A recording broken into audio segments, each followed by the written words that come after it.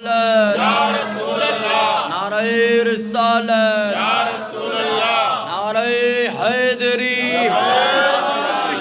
नारे हैदरी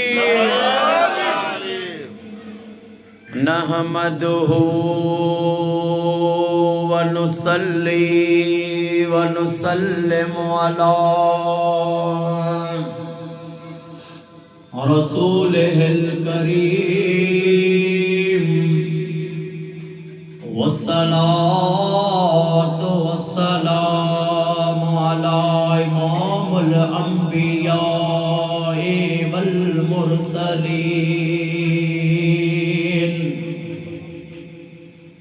व अला अनीसिल गरीबीन व अला खातमिन नबिय्यीन व अला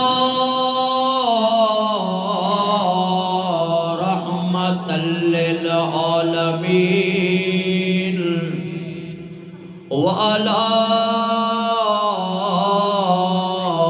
जद्दिल हसन वल हुसैन अम्मा बाद फ़अऊज़ु बिल्लाहि मिनश शैतानिर रजीम बिस्मिल्लाहिर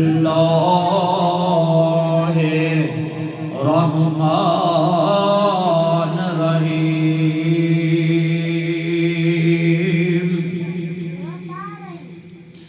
मोहतरम जनाब वाजिबुल एहतराम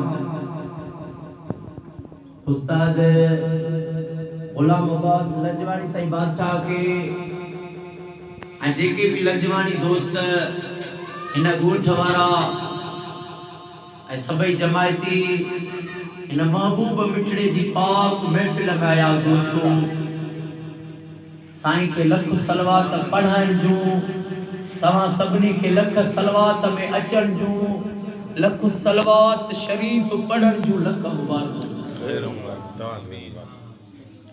सलवात सगोरी अवल त अॼोकी सलवात जो सवाब जंहिं हस्ती जे लाइ थियो आहे। अॼोको प्रोग्राम ईसाले सवाब साईं बाबा मोहम्मद नवाज़ लंजवाणी साईं बादशाह जे उन्हनि जे ईसाले सवाब ख़ातिर अॼोकी पाक महफ़िल थी आहे।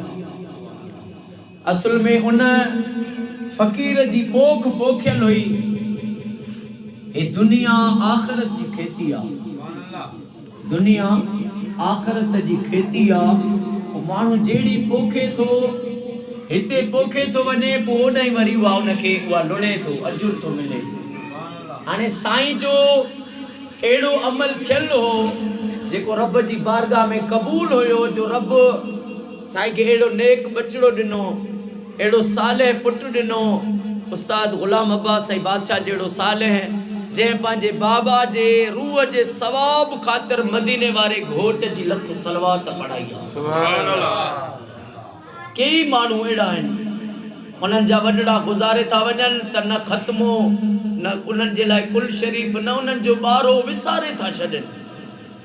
पर ख़ुदारा अबे अम्मा जो एॾो एहसान आहे औलाद ते, अगर न बानो रोज लख सलवात पढ़ाए, रोज अबे अम्मा के बशकुराए, तभी अबे अम्मा जो थोरो जेको आहे अञा मथे आहे। पर ही वरी अबे अम्मा जे लाइ औलाद जी कुर्बानी आहे। हाणे लख सलवात जो जंहिंखे पेश थे, खुदा जी ज़ात जो कसम आहे, किताबनि में साबित आहे त अल्लाह जो वली कब्रस्तान में गुज़रियो 10 दफ़ा सलवात पढ़ियई, चई मां सॼे कब्रस्तान वारनि खे बश कराई, सॼो कब्रस्तान ई जन्नती थी वियो। सुभान अल्लाह।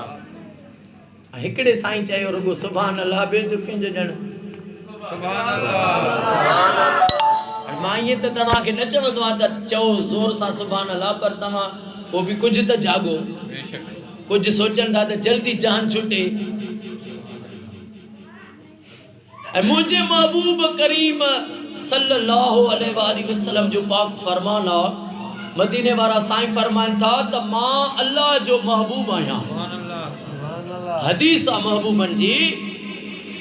महबूब फरमाइन था त मां अल्लाह जो महबूब आहियां ऐं जेको मूं ते घणी सलवात पढ़ंदो आहे उहो मुंहिंजो महबूब थी वेंदो।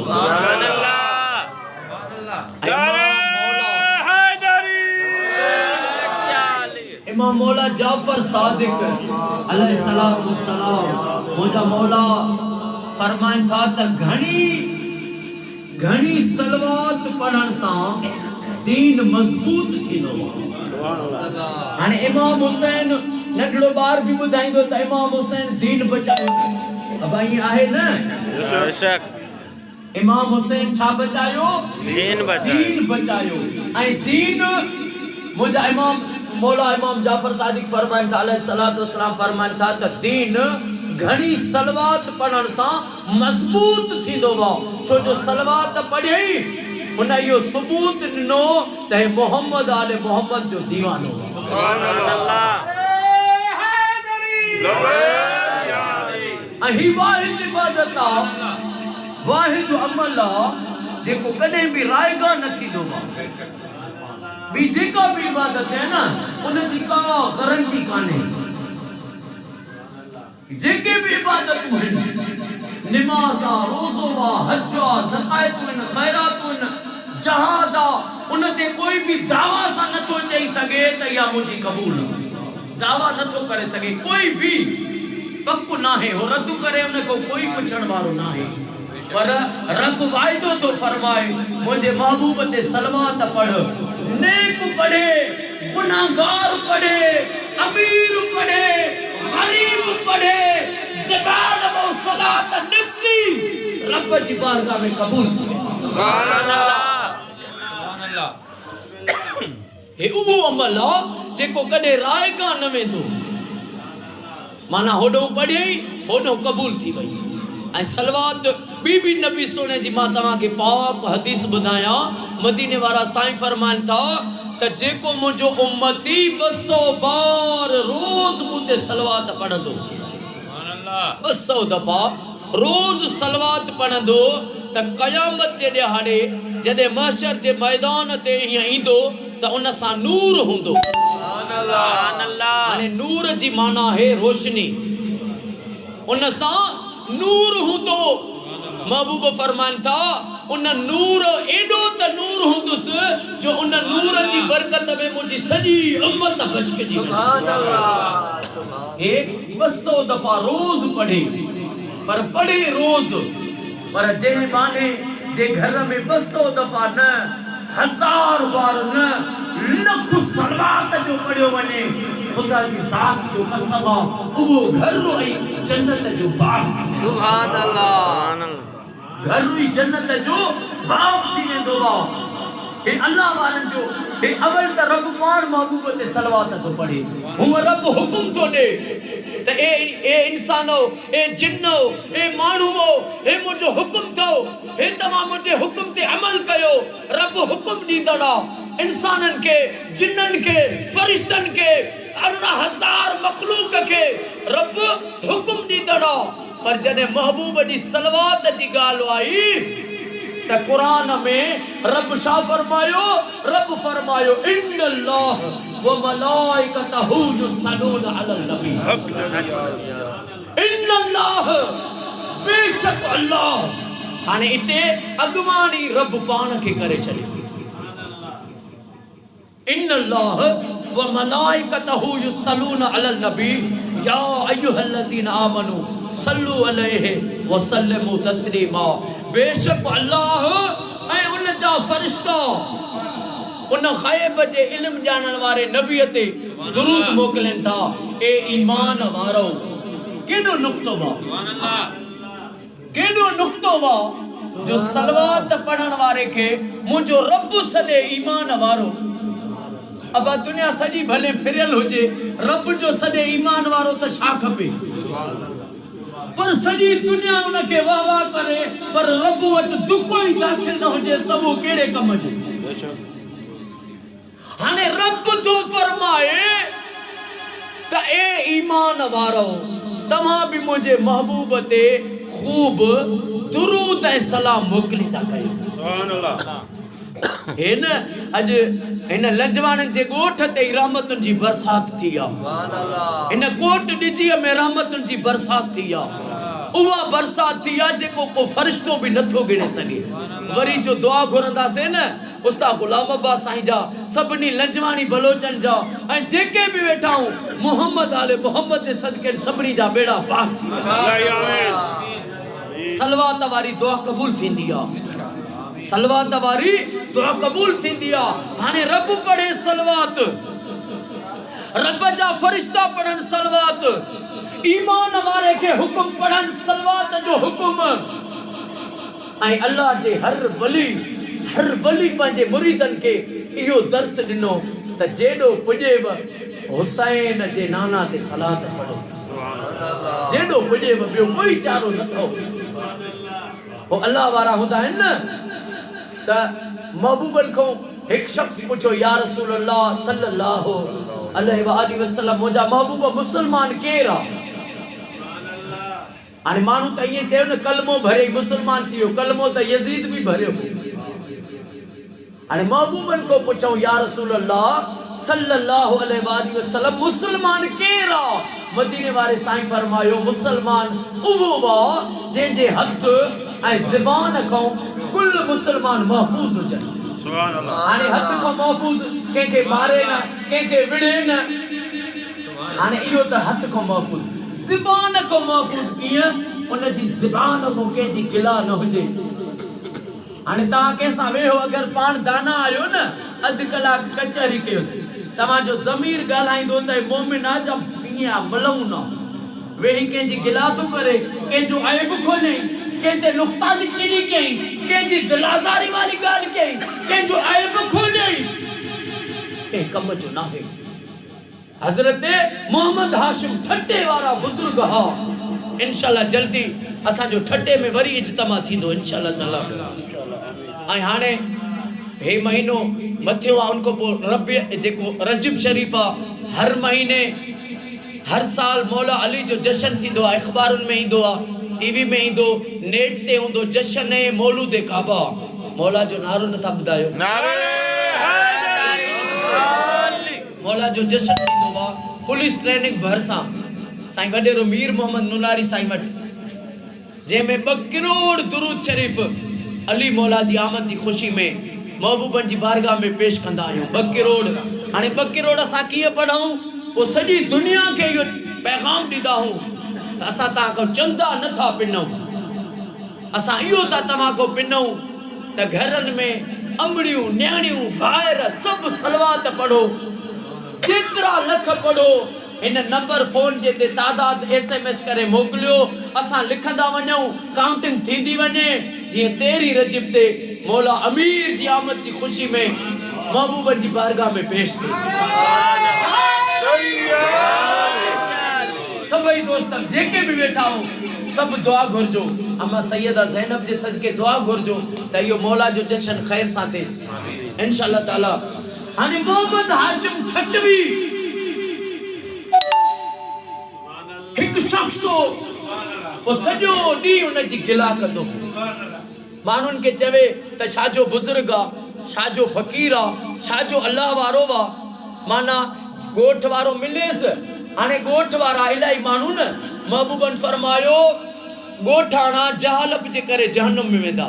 अगरि जे ॻोठाणो दीनी इल्मु सिखी पियो त ॻोठाणे जहिड़ो को मोमिन आहे ई कोन। ॻोठाणा जहालत जे करे इल्म में वेंदा, इल्म वारा तकबर जे करे जहन्नम में वेंदा, बादशाह ज़ुल्म जे करे जहन्नम में वेंदा।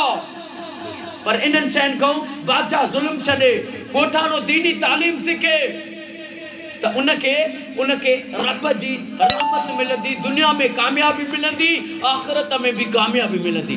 हाणे ॻोठनि में अक्सर करे हूंदो आहे रुगी गिला, अबा फिलाना अहिड़ा फिलाना सही बेकार है, साढ़े इहो सफ़ाई ई भारी। अबा तुंहिंजो छा भिटाई चे तो जा रह पिरन सां जा कर पिरन जी पटार, इन्हनि ॿिन्हिनि ॻाल्हियुनि खां धार छल कादिर न करे कंहिंखे। जा रब जी ॻाल्हि कर, मोहम्मद आले मोहम्मद जो ज़िक्र ॿुधा, जा मुस्तफ़ा जी हदीस ॿुधा। जे हदीस नथी अचई त वेही मदीने वारे घोट ते सलाह था पढ़। बाक़ी गिला कंदे हाणे गिला खोर माण्हू सदाईं तकलीफ़ में हूंदो आहे। हिकु घर सदाईं इस्पताल हूंदुसि, ॿियो उनजो दिलि बेचैन हूंदो जेको ॿिए जी गिला कंदो। पर भेटाई चए थो चुप रह, चप मचोर, ॿूट अखियूं ॿध कन।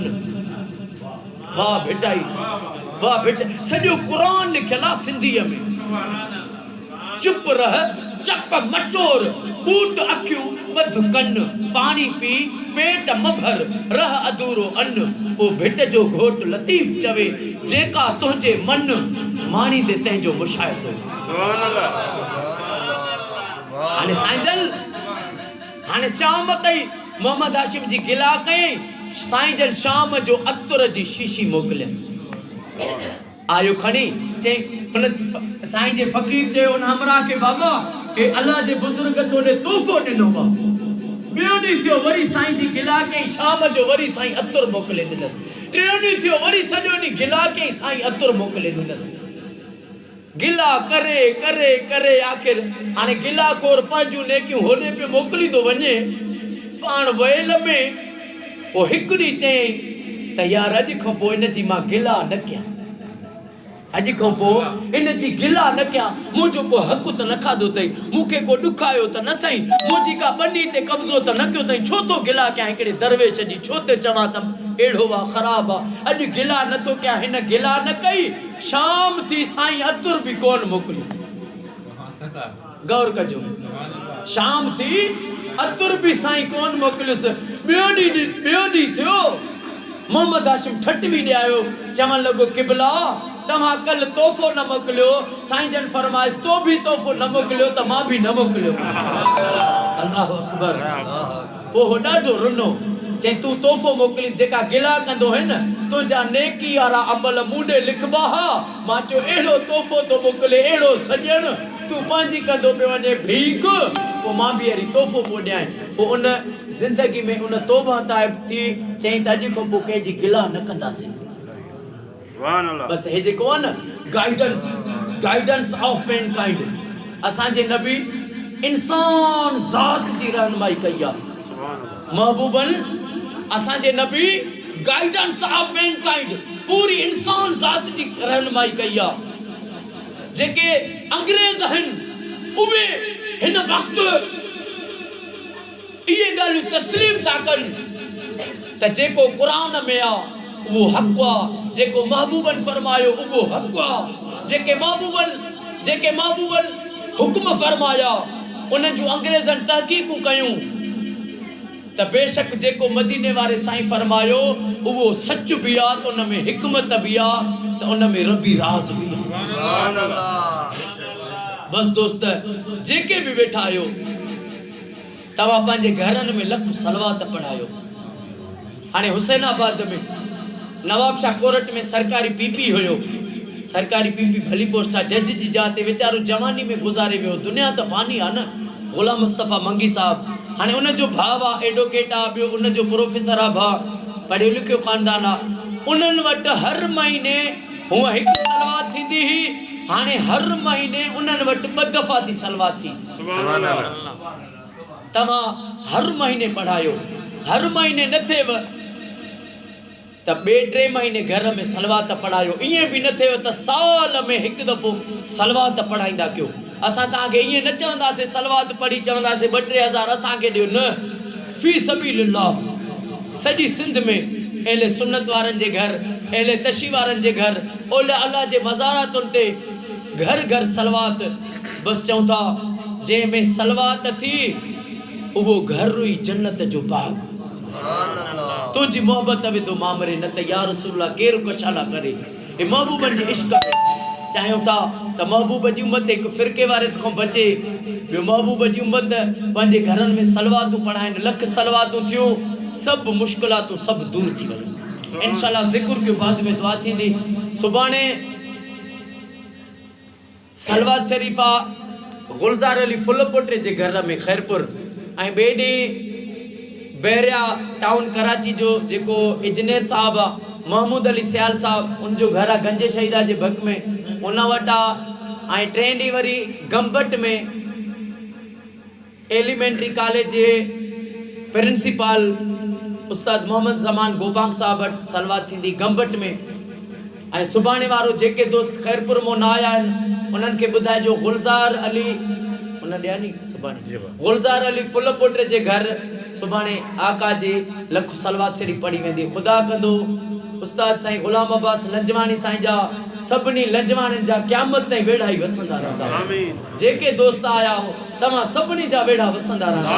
साईं उस्ताद कनासरे साईं बादशाह वारनि जा वेढ़ा वसंदा रहंदा। बुगटी साईं बादशाह जा वेढ़ा वसंदा रहंदा। ला इलाहा